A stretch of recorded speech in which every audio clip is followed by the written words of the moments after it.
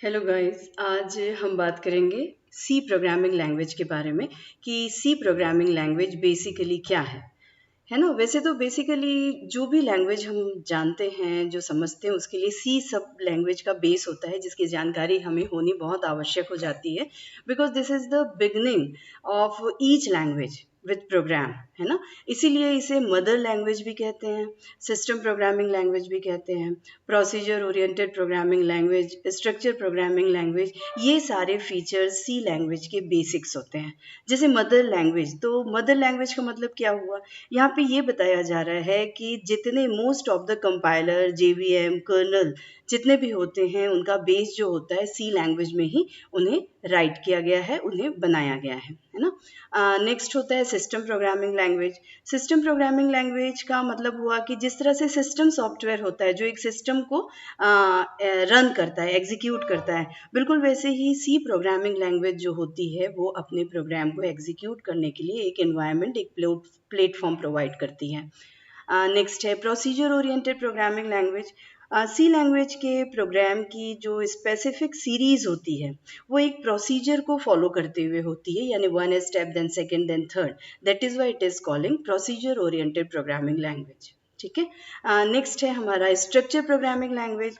Structure का मतलब क्या होता है? स्ट्रक्चर का मतलब होता है एक शेप। ठीक है। शेप को जब हम ब्रेक करते हैं तो शायद ज़्यादा अच्छे से अंडरस्टूड होते हैं, कॉम्प्लेक्सिटी रिड्यूस हो जाती है। तो यहाँ पे स्ट्रक्चर प्रोग्रामिंग का मतलब वही है कि जो स्ट्रक्चर्स होते हैं उनको हम ब्लॉक्स में डिवाइड कर देते हैं, छोटे छोटे पार्ट्स में डिवाइड करके उसको समझते हैं with the help of function. That is why it is also behaving like a structure programming language. ठीक है।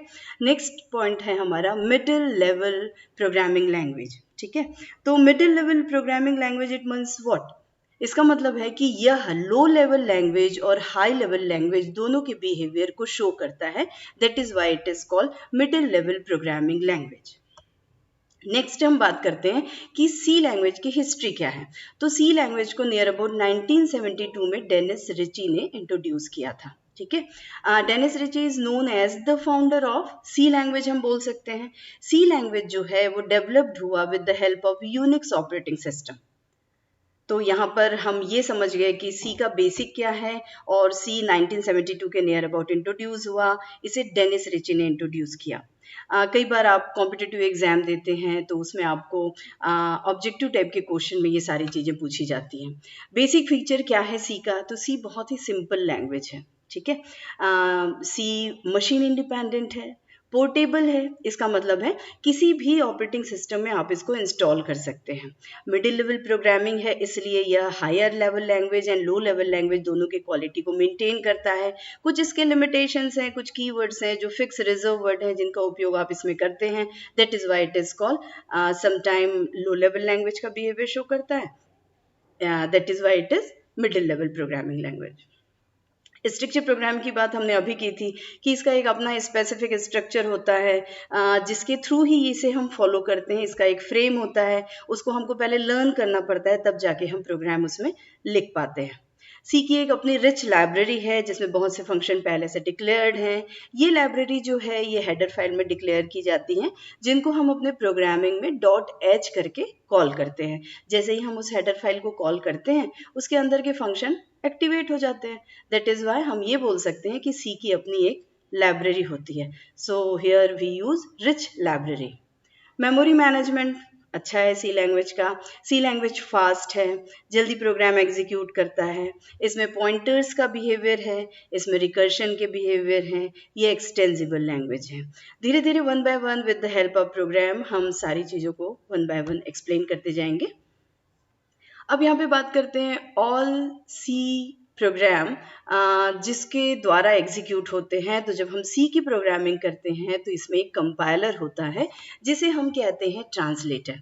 ये जो फिगर आपके सामने स्क्रीन में डिस्प्ले हो रहा है ये बेसिक सी प्रोग्राम का एक स्ट्रक्चर है, ये हम बोल सकते हैं, जिसके द्वारा हम प्रोग्राम को कोड करना सीखते हैं, है ना। जैसे आप देख ही रहे हैं, यहाँ पे हैज़ का साइन है, इंक्लूड है, ये हेडर फाइल है जिसे हम .h से रिप्रेजेंट करते हैं। यहाँ पे मेन फंक्शन है, यहाँ से प्रोग्राम की बिगनिंग होती है। देन एक प्रोग्राम का स्ट्रक्चर बताने के लिए हम curly bracket open and curly bracket close के द्वारा हम प्रोग्राम के कंटेंट को उसमें लिखते हैं, उसमें राइट कर सकते हैं, उसमें फ्रेम आउट कर सकते हैं, ठीक है। तो इस तरीके से सी प्रोग्राम को हम कोड करते हैं। अब यहाँ पे वन बाय वन बताया गया है कि हैज़ का यूज़ हम क्यों करते हैं। बेसिकली हैज़ का यूज़ हम प्री प्रोसेसर के रूप में करते हैं। प्री प्रोसेसर को दो पार्ट में डिवाइड कर सकते हैं आप, प्री प्लस प्रोसेसर, है ना।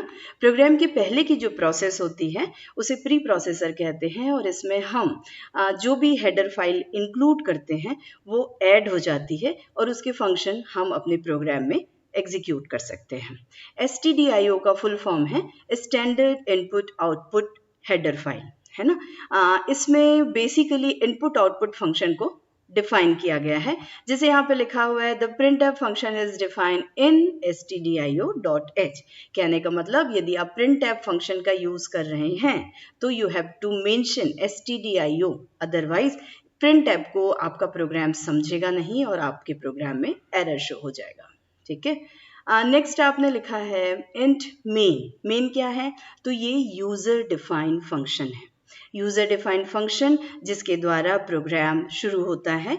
मेन इज जस्ट लाइक, हम चलती फिरती भाषा में बोल सकते हैं, main is a main gate of your house, ठीक है। बिल्कुल वैसे ही मेन आपके प्रोग्राम का मेन गेट है। जहां पर भी मेन लिखा हुआ है, इस कीवर्ड को जब पॉइंटर रीड करता है तो प्रोग्राम यहीं से एग्जीक्यूट होता है, और यदि फिर आपने इसके अंदर फंक्शन डाला है तो फंक्शन फिर अपने आप को कॉल करके प्रोग्राम को उस वे में डायरेक्ट कर देता है, ठीक है।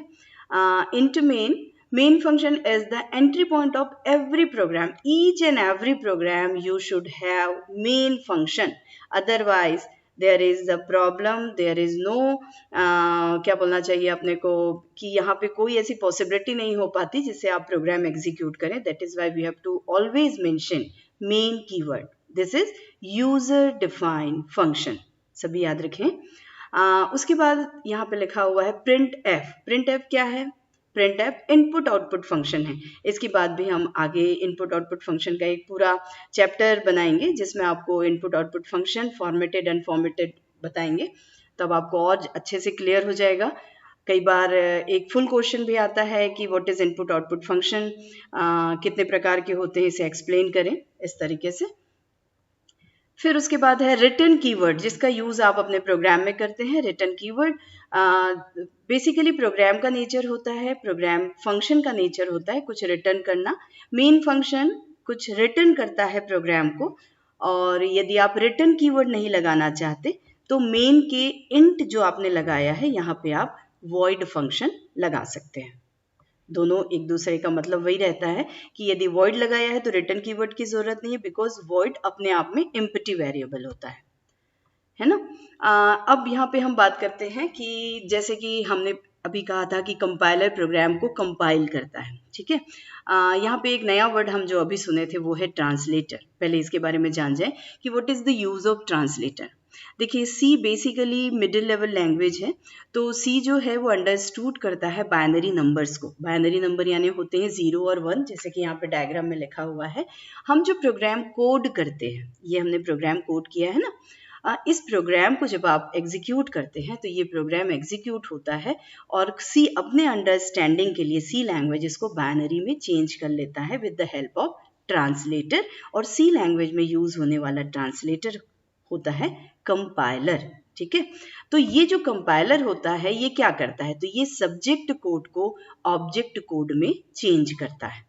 सब्जेक्ट कोड को ऑब्जेक्ट कोड में चेंज करता है का मतलब क्या हुआ, भाई आपने जो कोडिंग की है उसे वो पहले अपने बाइनरी नंबर में चेंज करेगा मशीन कोड में, आफ्टर दैट एग्जीक्यूशन के बाद आपको आपके ही टर्म में डिस्प्ले कर देगा, ठीक है।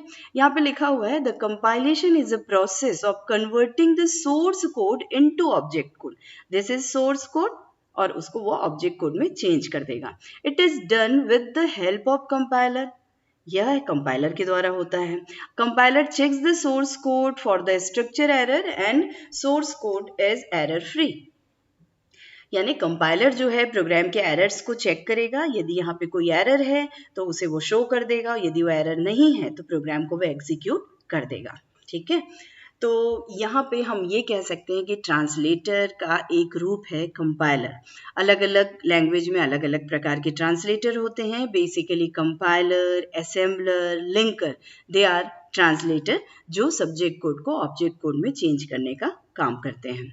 ठीक है, तो इस तरीके से हम यहाँ पे समझ सकते हैं कि बेसिकली सी लैंग्वेज क्या है। सी एक सिंपल लैंग्वेज है। सी का यूज़ प्रोग्रामिंग के लिए किया जाता है। प्रोग्रामिंग के बेसिक कॉन्सेप्ट को समझने के लिए सी को समझना बहुत ज़रूरी है। हालांकि आज की डेट में बहुत सारे ऐसे लैंग्वेज आ चुके हैं जिनका यूज़ हम करते हैं और सी का यूज़ अब बहुत कम हो चुका है, पर जिस तरह से बेसिक चीज़ें हमें जानना ज़रूरी है जिससे कि हम हायर साइड की लैंग्वेज को अच्छे से अंडरस्टैंड कर सकें, इसलिए सी को जानना भी बहुत ज़रूरी है। तो नेक्स्ट में हम मिलेंगे कि किस तरीके से हम आगे प्रोग्राम को डेटा टाइप के द्वारा एग्जीक्यूट करें, वेरिएबल कैसे बनाते हैं। तो please watch next series of C language. Thank you.